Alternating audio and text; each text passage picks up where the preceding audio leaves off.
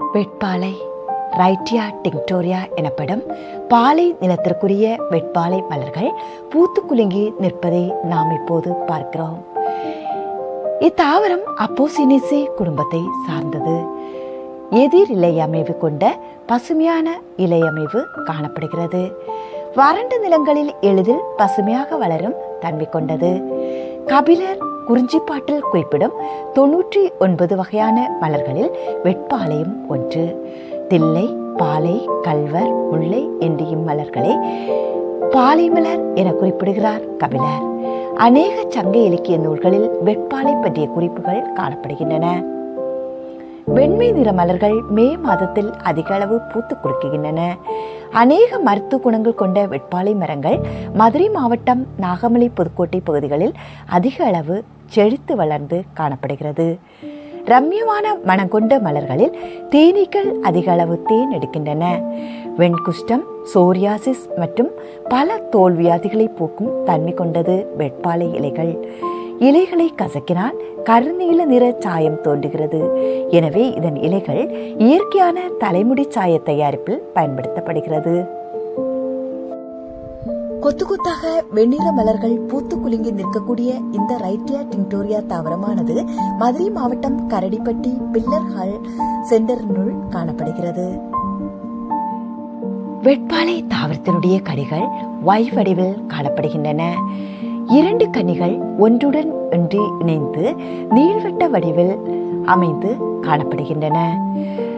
முதிர்ந்த கனிகள் வெடித்து சிதறும் போது பஞ்சு போன்ற தூவிகள் அதன் மேற்பகுதியில் காணப்படுகின்றன. விதைகள் நீண்டு நெல்மணிகள் போல காணப்படுகின்றன. இந்த விதைகளை காய வைத்து உலர்த்தி அரிசியாகவும் உண்ணுகின்றனர் பல மலைவாழ் மக்கள். இத்தாவரத்தின் இலைகள் மற்றும் கிளைகளை ஒடித்தால் அப்பகுதியில் இருந்து வெண்மையான பால் போன்ற தீரவம் வெளிப்படுகிறது. எனவேதான் இத்தாவரங்கள் வெட்பாலை என பெயர் வந்ததாகவும் குறிப்பிடுகின்றனர். இந்த பால் போன்ற தீரவத்தை வீக்கம் கண்ட இடங்களிலும் அடிபட்ட காயம்பட்ட இடங்களிலும் வைத்து தடவதால் உடனடியாக நிவாரணம் கிடைக்கிறது. வெட்பாலை பாலை நிலத்திற்குரிய முதற் தாவரமாகும். இத்தாவரங்கள் பாலைவனங்களில் வளர்வதால் அல்லது வறண்ட நிலங்களில் வளர்வதால் யானைகள் இதன் தண்டை உரித்து நீர் அருந்துவதாக பழைய இலக்கியங்கள் குறிப்பிடுகின்றன. தோள்பட்டையை உரித்தால் தண்டானது மிகவும் வெண்மையான தந்த நிறத்தில் காணப்படுவதால் இத்தண்டு பகுதியானது பல மரவேலை பொம்மைகள், மர பொம்மைகள் செய்ய பயன்படுத்தப்படுகின்றன. ரைட்டியா டிங்டோரியா தாவரத்தின் இலைகளிலிருந்து எடுக்கப்படும் சாற்றுடன் சம அளவு தேங்காய் எண்ணெய் கலந்து சூரிய புடம் வைத்து இந்த எண்ணெய் சோரியாசிஸ், வெண்குஷ்டம் போன்ற நோய்களை குணப்படுத்த பயன்படுகிறது. அதிக அளவு சொறி, சீரங்கு போன்ற தோல் நோய்களை குணப்படுத்த இதன் சாறு சித்த மருத்துவத்தில் பயன்படுத்தப்படுகிறது.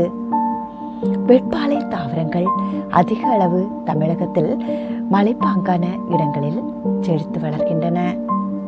இப்போது நாம் பார்க்கும் இந்த மரங்கள் SCRT DPI வளாகத்தினுள் இருக்கக்கூடிய வெட்பாலை மரங்களாகும்.